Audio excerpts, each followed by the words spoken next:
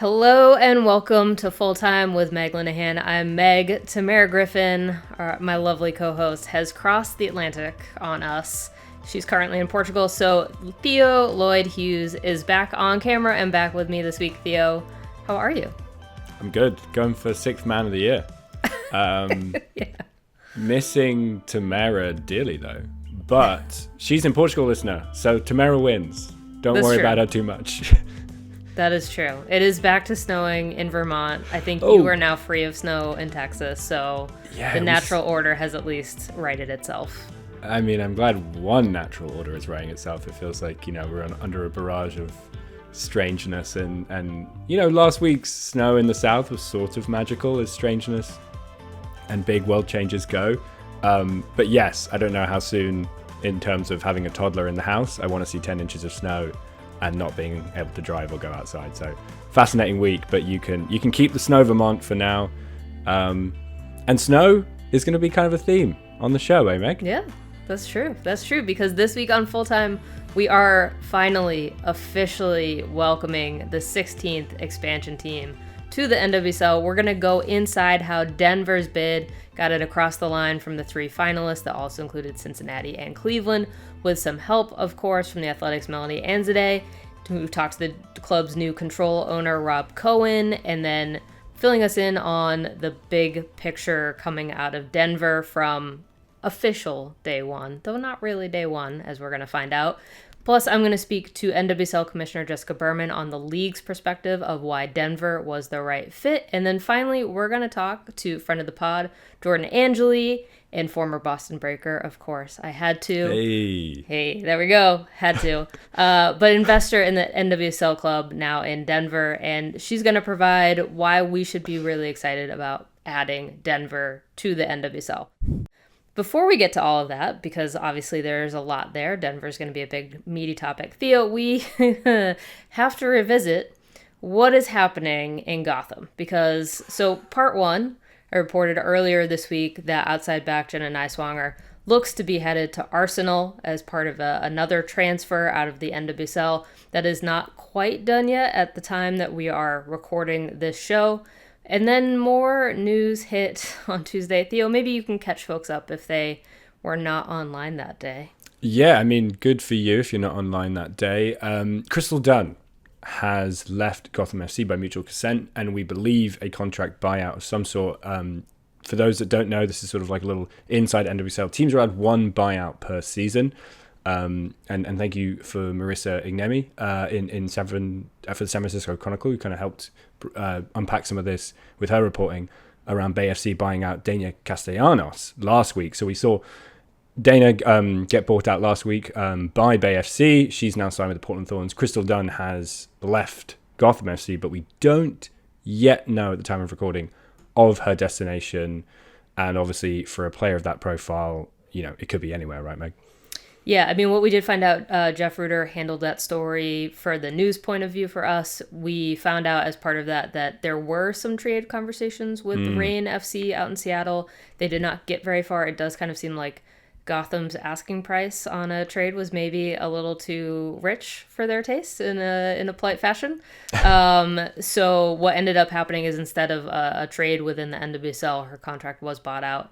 So we are still kind of waiting, but obviously this has reignited some of the bigger questions around Gotham FC. Obviously, if you've been listening to the show or you need to go back, we did have general manager Yael Averbuch-West on the show very recently talking about some of the bigger departures. Those questions are now, I think, very much back in the forefront, though I would say, I mean, so much of this is just kind of being couched in the overall context of the NWSL. Like, I have not really heard anything of yet, specifically, that should put people into panic mode over Gotham expressly, right?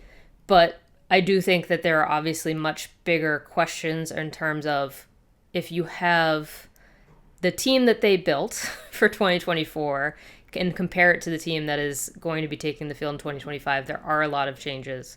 And that can speak to bigger structural things, but it also might not. So it really is just a matter of trying to get what we can out of Gotham, but obviously The line out of media day, it seemed like from the players' point of view at least, is that they are focused on who's present and kind of reflecting what Yael told us here on the pod of every player kind of has a natural life cycle at a club. So it is optically Gotham is having a week. We'll put it that way. And a big week in general for the off season. Like we said, all these moves coming in and out of Gotham and other clubs. We can run very quickly through a lot of contract extensions we saw this week. The Thompson sisters, Alyssa and Giselle, new contracts. And Temwa Chawinga, probably the biggest name in the NWSL, biggest contract extension through 2028 in Kansas City. I saw someone tweet, or skeet, excuse me, that was the reason Naomi Girma left the NWSL, was because Temwa Chawinga renewed her contract. Maybe not factual, but it did make me smile. So whoever you were out there on my skyline who skeeted that did make me laugh. And kind of on the subject of Girma, obviously, if you're wondering, my feed maybe has an extra podcast in this week, we did a special Naomi Girma show on Sunday, not too long after she walked out at Stamford Bridge. So go back and listen to that. We really, really got into the minutiae of the world record transfer. So the Girma transfer, lots of new contracts going on, and like we said, departures coming in and out of the league as well. Off season, so busy. Theo, I also want to lean on you as our Houston representative, because busy. It has been busy. I mean, Houston has been making some moves, obviously, some signings, but the big news that I think everybody is maybe a little bit more focused on is Sportico reporting that. Now, listen, I think we should also couch this again in some greater context. I think the headline maybe makes it seem like Houston Dash are up for sale, which is not truly the case. Can you maybe walk us through what the potential of any movement on the ownership front looks like, and then maybe we can dig into it a little bit more about what we should be reading into it? Yeah, I think this is a great thing to bring up kind of in the Denver episode too, because I do think the two things are somewhat linked. So as we kind of end this little opening section of the podcast, we move to the Denver section in the middle. It's important to note that we've just seen the expansion fee in the NWSL raised to $110 million, right? So what you're going to see is a lot of owners thinking, hey, well, now I've got at least an $110 million asset. So again, based on Sportico's reporting and an email that was sent to everyone in the Houston Dynamo Dash organization, owner Ted Siegel basically just stated it very plainly that he is talking with PJT investors, which I'm not, a money person, so I don't really know too much about exactly what they do beyond introduce more money people to more money people. But essentially that on behalf of Ted Siegel, who owns the Dynamo and the Dash, PJT Investors is exploring potential people to buy in. Now there's sort of three outcomes, which were sort of highlighted in the email and Sportico's reporting, which is someone buys Ted Siegel out completely, someone buys a portion of the Dash from Ted Siegel, but he stays on, or nothing happens. And PJT and Ted Siegel explore the money people, and no purchase of either a stake or a controlling stake occurs. So it's very much TBD, but I think it's a good moment to check in with current owners exploring their options on the assets they have. But I think what really makes it interesting in terms of where we are in the season, pre-season, the Dash coming off a historically bad season is I want to play this clip from Jane Campbell, captured by Annie Peterson of the Associated Press during Media Day in Los Angeles last week. And she kind of had some interesting things to say about how important Ted Siegel and the club ownership was to her. The main reason I resigned was because of Ted Siegel and Jessica O'Neill. I mean, they were the reason I resigned. Everybody else under them, to me, in my mind, including myself, is always replaceable or just a transaction. And I think that's just how I approach every year, is that I just have to remove the emotion out of it.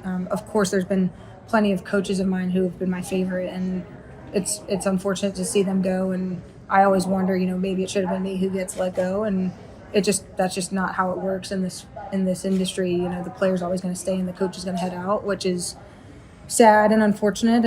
But you just have to kind of turn the page and put your best foot forward. But I think with Ted at the front of it and really, really investing not only in Houston but in the whole NWSL, I think he's really trying to make an impact. So like we said, interesting time for this news to come out and for Siegel and the Dash to make it public. But definitely it says something about the climate of ownership and expansion in the NWSL right now.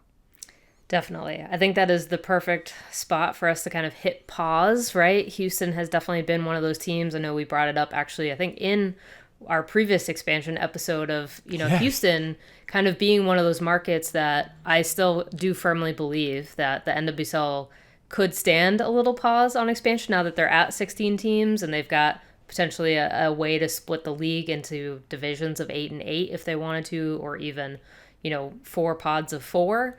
And to kind of say, okay, where does every team stand? Are we a league of have and have nots? Obviously, parity on the field has been such a priority. Is parity happening in ownership? Is that even a goal for the league? But just, a nice little assessment, a little break from expansion, knowing that they are potentially looking at even further expansion down the line. I don't think it hurts. But before we move on and before we get into Denver, here is your weekly reminder that you can follow us on Instagram and TikTok at TA Fulltime. We've got clips from the show and more over there to keep you going between episodes. And after this, we are going to head to the mountains, sadly, not literally, though I wish, to introduce you to Denver. All right, we are now joined by Melanie Anzidei of The Athletic, who is fresh from having the inside scoop on how Denver won their expansion bid. And Melanie, 1, thanks so much for being on the show. Thanks for having me. 2, you've just been talking to Rob Cohen, the lead investor for the club. Who is he? What was it like catching up with him? And what's he like as an owner, as a person? And what maybe is the vision for this club and the NWSL that you gained from him? Yeah, so Rob is someone who has really deep ties to the Colorado sports scene. I mean, some people may know him in women's sports, recently tied to a WNBA failed bid, trying to bring a WNBA team to Denver. That kind of, I think, inspired him to continue doing women's sports as an investment, maybe seeing the opportunity there. He also founded the Denver Sports Commission, which, is usually an agency that's tasked with bringing all these types of different competitions, different types of games, different types of events that are sports related to the market. And that's something he's been involved with for now 24 years. So, people may know him as someone involved in, insurance and private corporate America, but he is also someone who has really deep ties to professional sports and specifically to Denver. Do you think, did Rob have a sense of what helped Denver win this bid? Obviously they did. You covered the bidding process. They had some really stiff competition, I think, from Cleveland, Cincinnati, and I think honestly more public facing bids as well. So did he have a sense of what got theirs across the line? It's funny because I asked him specifically that. I'm like, you were the quietest bid. And he said, what did he say? He said it was a reflection of their personality as an ownership group. I think the direct quote was crossing their T's, dotting their I's, making sure that they have everything they need and not really making it about, an ownership battle or a bid battle in the media. I do think that quiet confidence is ultimately what helped them land, the bid and land the next NWSL team. It's interesting because I guess it wasn't really down the line or wasn't really signed yet when Caitlin Clark was announced as a potential investor in Cincinnati. So that was an interesting wrinkle in, I guess, their confidence, or I guess it really proves how confident they really truly were. Quiet Rob is quite a fun nickname. We could try. Quiet Denver versus Loud Cincinnati. If Cincinnati ever come back, that's almost quite a fun sort of expansion bid process rivalry to draw back on. Sticking with kind of the personality, it's interesting to hear these kind of things about that quiet confidence. Sticking with the personality, we just spoke to Jessica Berman, but I think we're curious to know what makes the Denver bid. What makes Denver unique? I think we know it's a great youth soccer hotspot. We know kind of culturally that the state and the city seems to align very well with the NWSL. But from talking to Rob, from your impression covering this expansion process, what do you think made the Denver bid unique?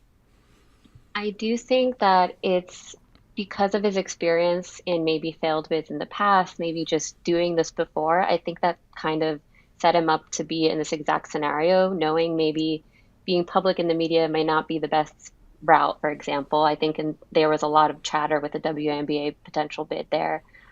which is kind of the opposite of what we're seeing here with his bid in the NWSL. But also, I do think, obviously, we don't know. They haven't shared much about infrastructure. They haven't shared many things regarding all those. But it seems like those things are secured and those partnerships exist, and the support from the local municipality, the mayor, governor. I feel like there's a lot of support from the ground up for this bid, which kind of makes it, I think, an attractive investment from not just, from the NWSL, from Jessica Berman. I do want to talk to you too about, we've known Boston has been coming into the league for what feels like forever at this point. And while Boston has had its own fair share of challenges, you at least kind of have the sense of they've had some runway here, whereas Denver is going to have to hit the ground running. Did Rob talk to you at all about how they're going to approach basically what is a 1-year launch? Yeah, so what's interesting is while it's officially a 1-year launch, they've been talking about this since 2023. So that is, maybe a little bit of a good runway for them. It's a little longer than what we might actually think it is. Um, but I do think that they didn't specifically say what their infrastructure plans are, or they give it too much details. And then again, I think that's the quiet confidence coming out, right? Like not wanting to share too much or maybe jinx it in a way. But they did share that he did say that maybe an announcement in several weeks. So it sounds like those plans are in order. And they did say specifically, they did talk to a lot of ownership groups. I did mention specifically Boston, the challenges they're facing and how they approach it differently. And I think they have kind of had meetings of the minds with a lot of people in the league to kind of avoid some of the mistakes that have happened in the past. You maybe have already answered this, but I just kind of want to be more specific. So there was maybe nothing you could clarify for us about stadiums, about training centers, all that stuff. Quiet Rob was quiet on. Very quiet. Very quiet. He did say, I did ask definitively what is the plan, like whether you can say, but it was, they do have plans for a training facility. They do have plans for a permanent stadium. The phrase was world-class facilities, right? Which is what the NWSL has made now the standard. And they do have plans for a temporary venue. It doesn't sound like anything is signed yet, which is why they might not want to talk about it specifically or publicly. But it does sound that they are probably in the final stages of that, from my guess. Yeah, I wouldn't say that's all too surprising just based on conversations that I've been having around Denver. It does seem like everyone's honestly pretty cognizant of the fact that they're probably going to need a year in a temporary venue, and that's kind of considered normal in a lot of ways. I think we have seen, you can honestly speak to this better probably than I can, but we have seen that in MLS, right?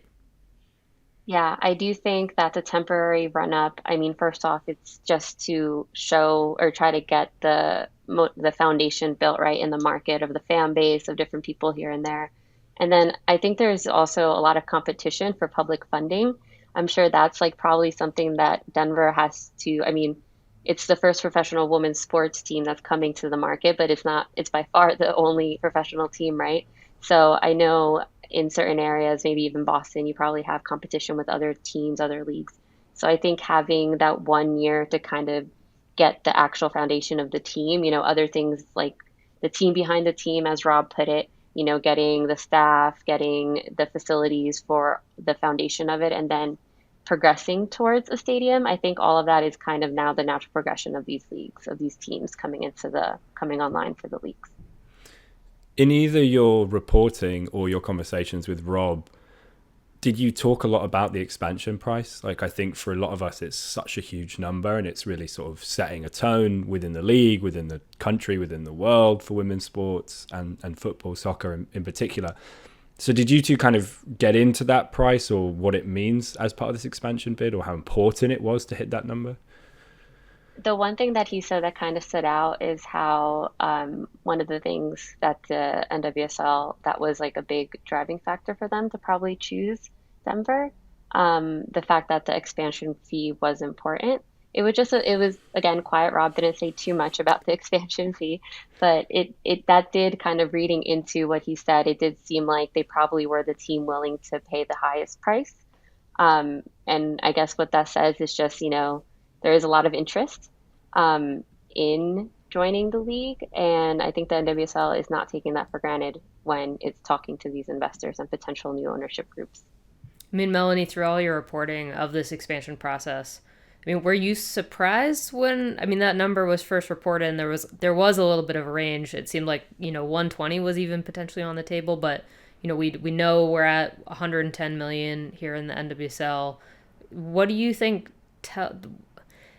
it's one data point for the league, but how much should we be reading into that, I guess?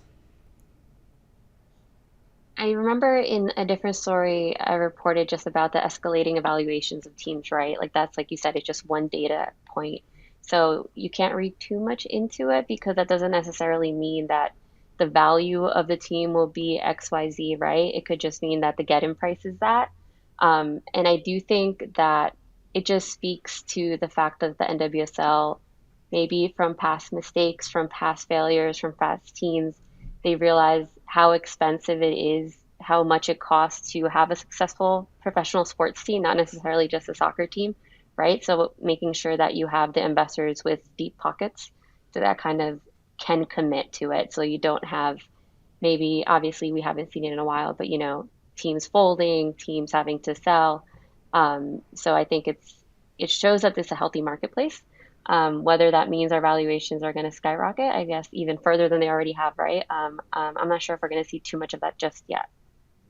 Before we let you get out of here, Melanie, just wanted to sort of let you talk on any other observations you've had from this process, from talking to Rob, from your reporting, about the vibes, the personality you get from this bid, this team, and maybe what people can expect. Yeah, so I spoke with Jordan Angeli, former professional player, current, broadcaster. A lot of NWSL fans probably familiar with her from her work. And it's just the passion that they spoke to. I know during my conversation with her, there were a few moments where she kind of, got a little chalked up, got a little teary. You could tell, even though it was just a phone call, that there's a lot of passion for bringing this team to Colorado and the potentials for, so many players that could potentially come home, right? I think she threw Lindsey Horan as a potential signing. And I think of Tamara when I say this, but, she said there's something about Colorado and Denver players have a little dog in them. So I'm excited to see what that kind of means for the vibe of the team, for the vibe of the franchise. And yeah, so I think that's something that I think kind of stood out as far as like the personality of what we might see from this club. Yeah, I mean, Denver, known for the altitude. I feel like every time I have to go there for U.S. Women's National Team game, everybody's like, you got to hydrate. So if nothing else, NWSL is going to have to work some altitude training into its little lifestyle from now on. Yeah, for sure. She did say maybe it is the altitude that makes us a little different. It's the way they explained it. Thank you, Melanie, for joining us and filling us in on everything Denver. Well, awesome. Thanks for having me. We are joined now by NWSL Commissioner Jessica Berman. All right, let's start with, really, was there an aha moment that, Denver was going to be the choice? Was there, can you maybe fill us in on, were you guys wining and dining? Where, what was the presentation like? Was there a moment for you thinking, okay, Denver? Yeah. I love that question. There were many moments with them. I actually met Rob long before the process started. He came into my office in New York to learn more about the league and had shared his vision for bringing women's soccer to the city of Denver, shared with me all of his robust experience, both in business and in sport administration with the USOPC, and his connectedness, if that's a word, in the city of Denver. And he was just so authentic and genuine and felt like he'd be really great to work with, which, shocker, is something that's actually important, right? Like, we want to work with good people. We have a very aggressive growth plan, and we need to surround ourselves with people who are willing to roll up their sleeves and do the work and are aligned with their values. And he was definitely that. He took our feedback and brought together a group of subject matter experts and put together a really impressive plan. When he came in to present to our expansion committee, I think everybody was blown away by his and their group's preparedness, by the way he led the group. It really just inspired confidence. I think that was only bolstered by our market visit when the organization of the day was incredibly professional.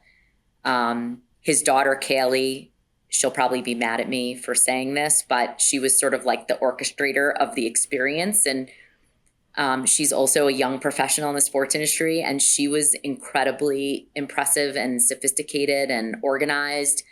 And, they had just aligned all the stakeholders. We met with the public sector, we met with the private sector, we met with their potential sponsors, we met with their potential supporters group, we met with the mayor. Really, everyone was like singing from the same song sheet, ready to stand behind Rob, deferring to his leadership. And it was just clear that they had built a well-oiled machine that was ready to operationalize what we know is going to be a heavy lift in the next 12 months.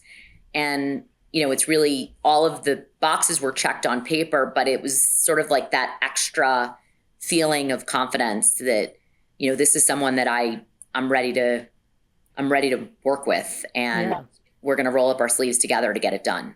Yeah. I mean, I'm glad that you brought up that 12-month thing, because I did want to say, okay, Boston's had this runway, right? I mean, I think, we're all pretty familiar with where Boston's at. Denver is now coming in and is in theory launching at the same time. So, I mean, obviously it sounds like you have full confidence, but how much of that was a conversation, and just how can the league support them in this shorter run-up?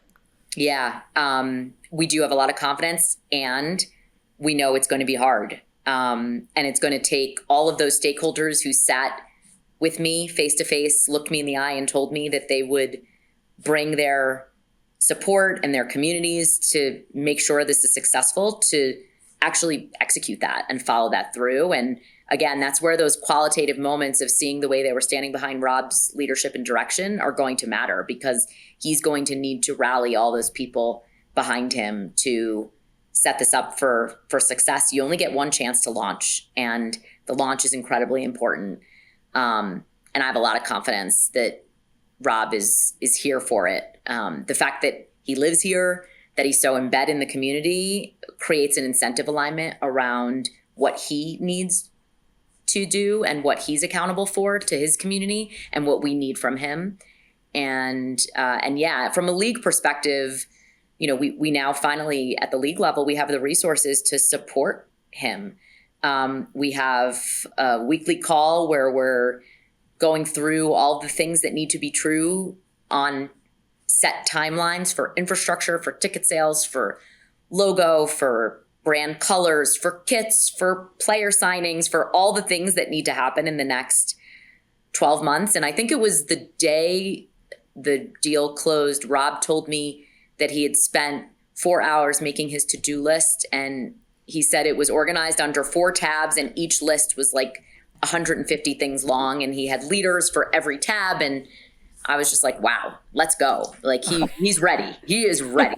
Okay. I mean, that sounds pretty promising. I know, you've been very consistent in terms of, what the league looks for in expansion markets, investment, facilities. But I want to talk to you really quick too about what you saw in Denver's addition from, I guess, like a cultural standpoint, not just physical location, but what you think Denver can culturally bring to the NWSL and women's soccer in this country.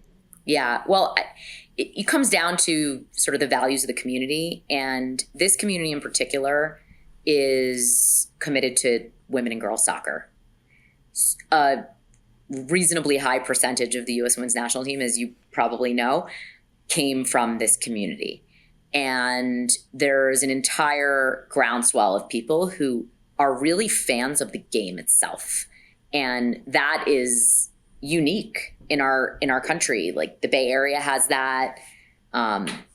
Denver has that. There's probably a handful of other markets that have that. I think there's some sprinkles of it in Boston. There's some sprinkles of it in Dallas. Like I've sort of learned this as I've traveled the country, of the places where there's hotbeds, as they are described, of girls soccer, and particularly on the elite side, and the pathway to pro and the pathway to the US Women's National Team. And so I think for all those reasons, it's uniquely situated to be successful. I also just think from the geographic location of the city, if you look at a map of the US, there is a vacancy of NWSL teams in Mountain Time.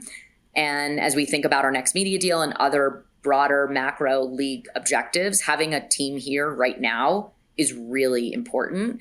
And then the last thing I would say is just the weather. As I sit here on, the end of January, and see that it's sunny and beautiful, and according to my phone, it's 47 degrees. Okay. It works. It works for soccer. And maybe that's the reason people play here the way they do at such a young age and at such a competitive level. So, I think there's a lot of reasons that we're really excited about this market. Awesome. Well, I also won't complain about an additional ski market getting added into the NWSL. So, there's, again, people play in many ways in Denver. So yes. We definitely appreciate your time. Thank you for joining us on the show to, talk us through the league perspective. Thank you. All right. We are now joined by former NWSL player and world-renowned broadcaster and member of the Colorado Denver soccer community, which is obviously Jordan Y. We had to get you on for your second podcast appearance on Full Time, Meg Linehan. It's a big week. Welcome, yes. Denver. How are you, first and foremost?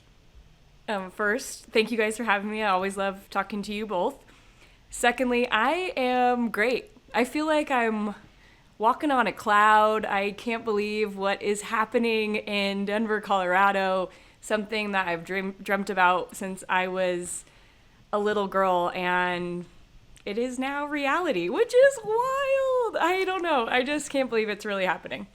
I mean, can you walk us through some of these emotions? Just because obviously, I feel like as soon as Denver came up as a potential NWSL market, your name has been involved with it in some form. I feel like having lived through covering Bay FC and how long that team took as a journey and knowing what the players brought to that, it does kind of feel like you're kind of maybe filling that role a little bit for Denver. So what are the emotions like, and what has this journey been like getting this team, across the line expansion bid-wise? Yeah, I love that, Meg. Just leave it to the Santa Clara Broncos to get things done, right?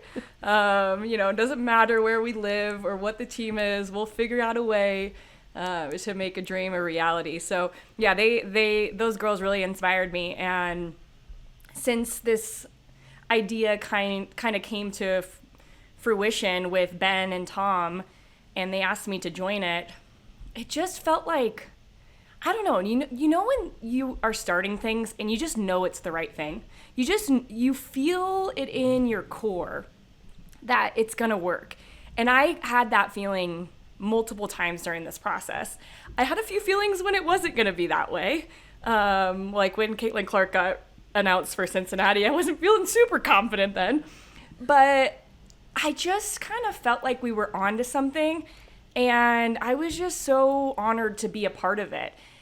I think for me, it has been over the course of this 2 years, like, you're building a team, We operate in teams. That's what we do here in the soccer world. It does, now I'm on a broadcast team, but with this, we were building our team, and slowly but surely, we go from building like this good defensive foundation of like, here are the people we're going to build this off of, which was for Denver FC, to like, let's sign our 9, let's sign our 10, these big hitters who are the people who brought it across the finish line, like Rob Cohen, like the other investors who, laid down a lot of money to make sure that this was going to happen, not just now, but are invested in some really exciting things for what the future is going to look like in women's soccer, not just in Colorado, but in the league.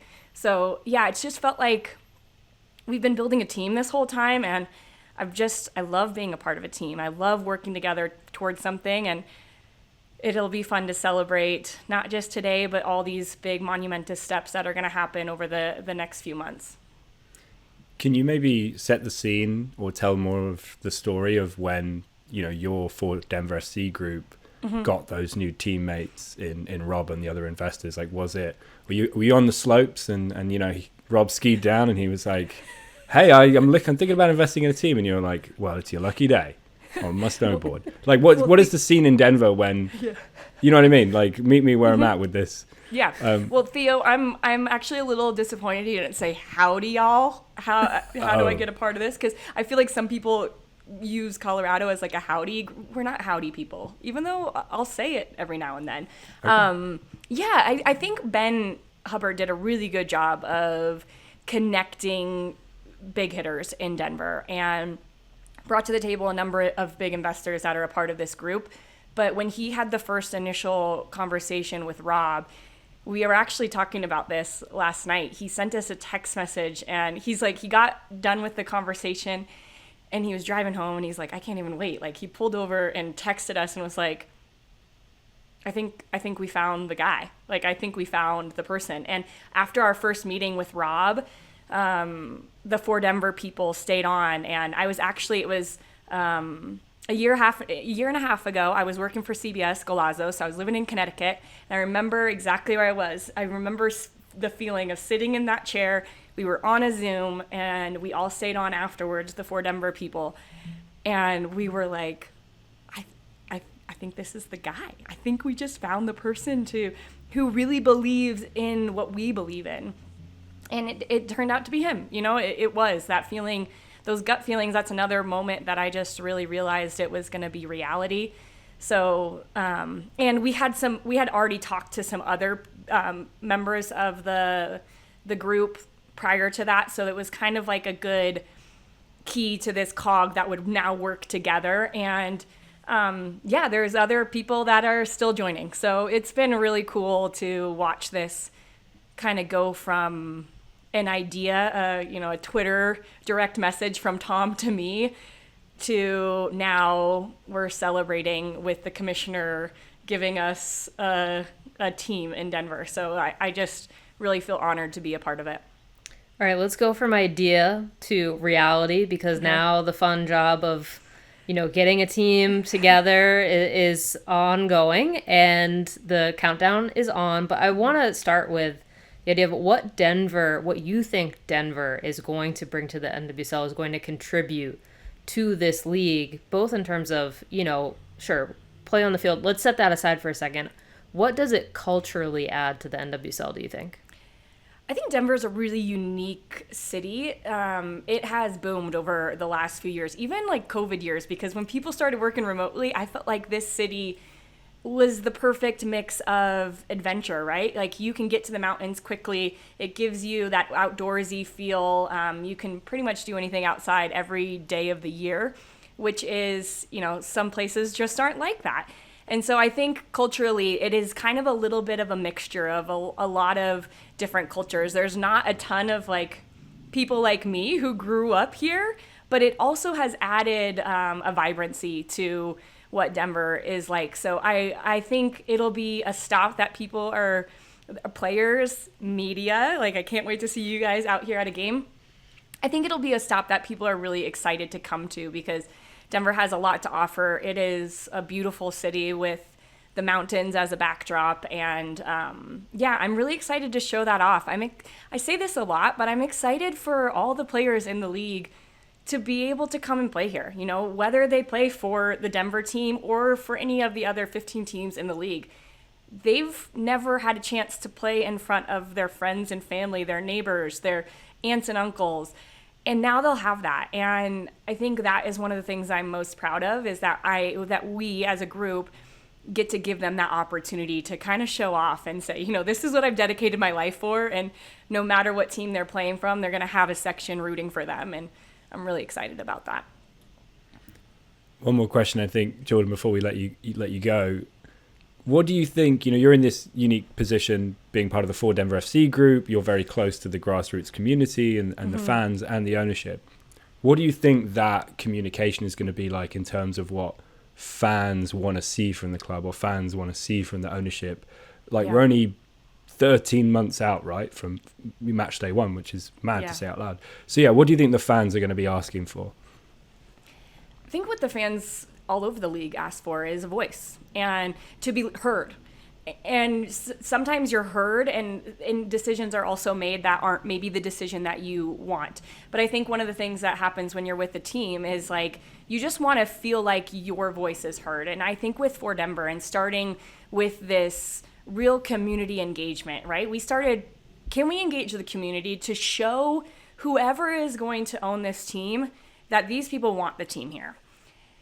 And since we started like that, I think that there has been this really beautiful foundation of relationship between the ownership and the community. It's a big part of what we're doing today at the launch is that these people will get to come and see the people that own their team. And so I think even though decisions are going to have to happen quickly, and as you said, Theo, it is a quick timeline, I am hopeful that we have learned from things that have already happened in the NWSL and outside of the NWSL. You know, I was a part of a rebranding with another club in MLS that didn't go well. And I feel like we have to use what we've already seen happen to make sure voices are heard. And I believe that they will. You know, I really feel like this ownership group wants the community to be a part of it. Now, is every single person in the community going to be happy with the name that gets chosen? No, right? That's just not how it works. But I think I am hopeful that we are going to do the best that we can to hear people out, to make this Colorado's team, to make it Denver's team. And it is wild to think that in 13 months we could be playing a game here in the Mile High City. Like, I just love it. I love it. All right. Well, Jordan, we're so excited to go on this adventure with you and with Denver. Thank you so much for joining the show again. Yeah, thank you guys. I always love being a part of it. All right. Welcome back to Full Time. It's me and Meg here. We've just heard from Jessica Berman. We had Melanie Anzidei from The Athletic on to kind of talk about the insides of the deal. Then we heard from Jordan and Angeli speaking from the community side. And now, before we get out here, Meg and I are going to maybe have one of our own personal reflections about the addition of Denver.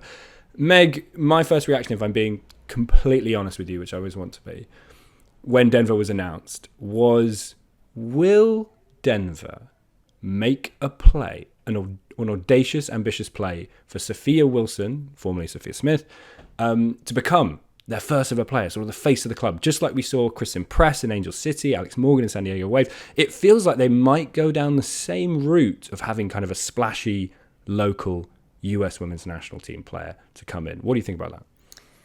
I mean, I would believe it, right? I think we have seen both the pros of going out and getting that big splashy player and also the cons of going, like, is that the way that you want to build a team? Now, for Denver, I don't know if I necessarily hate that as an idea, just because also, again, to everything that we just heard, Denver has such a specific vibe coming into the NWSL of having this reputation of being a youth hotbed. I mean, it could also be, can they tempt Lindsay Heaps, formerly Haran, out of France, right? Like, they have... Mal Pugh. Like Mal Swanson, formerly Pugh.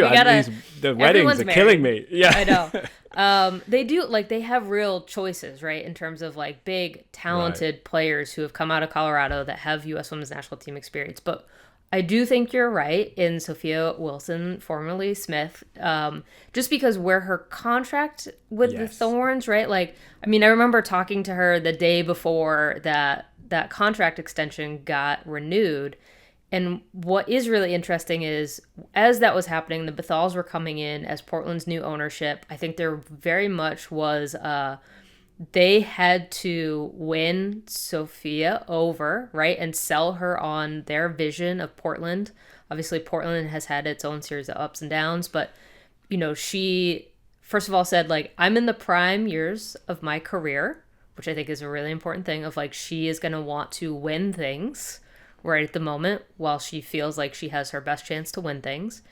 She only, though, signed that extension actually through the 2025 year, and there's an option for 26. So there is sneaky option. That does change a lot. When you look at it on the base, you're like, oh, free agent 2025. But yeah, as your piece did state, biggest contract in the league, but the option for 26, which you imagine would keep those terms maybe, which could be important as well. That is sneaky. Right. So, I mean, first of all, Denver's going to have to pay her a lot of money, right? If they want to sell her on that vision to come home, essentially. But I also think that it is just in this kind of wider conversation that's happening around the NWSL and this kind of panic around the exodus to Europe, et cetera, et cetera. I will say Sandra Herrera, I thought, had a really great column on that this week in terms of it's a step in the growth of the game. But Sophia has been pretty consistent, I think, both during that contract extension and also in some more recent interviews of kind of separating the USA versus England narrative in terms of the club side of things. And I think it is worth reading her exact quote that she gave for the story out loud here of I don't believe that every player needs to go to Europe to become who they're supposed to be. I don't believe that narrative. So I think there is this sense of she feels confident in the NWSL being the right choice for her. And that could change, to be fair, right? Sophia Smith, I think, is a player who could obviously have European interest. But I don't know if you're wrong about Denver making a play. Look, I'm not saying this with any real facts, listener, but I'm saying this with hunch. And I really feel vibes. It's pure vibes pick, but I really feel like Denver is going to make the play. But I like what, going back to your piece, which is really worth a reread. I do think it is interesting thinking about trophies, thinking about prime of her career. And, looking back at the NWSL, like going to an expansion team is always a risk. And that would be interesting to see at 26 years old if she would consider that. I mean, the good thing about Denver, too, and this is maybe the other big takeaway, is because of that accelerated timeline, we're going to know sooner than later who their technical director is, who their head coach is, right? And if they have kind of the vision that they could then bring to a player of Sophia Wilson/Smith's caliber and sell her on that vision, beyond just the concept of it's Denver and we could pay you a lot of money. And speaking frankly, perhaps Mr. Sophia Wilson getting traded to the Denver Broncos would now be... you're just trying to I'm really engineer manifesting, NFL. but I'm saying that could be the first domino. But that's probably where we have to end the show and leave you listeners with all that hope and dreams for 2026, which is, what the show is about, talking expansion. So exciting to think about this kind of stuff. Yeah, totally. I mean, it's going to be interesting. And again, just Denver's going to have to build a team right alongside Boston. So we're right back in it on that front. Den Nation FC, welcome to the party. On that note, did you know that The Athletic has partnered with Yahoo Sports to provide free best-in-class coverage of women's sports?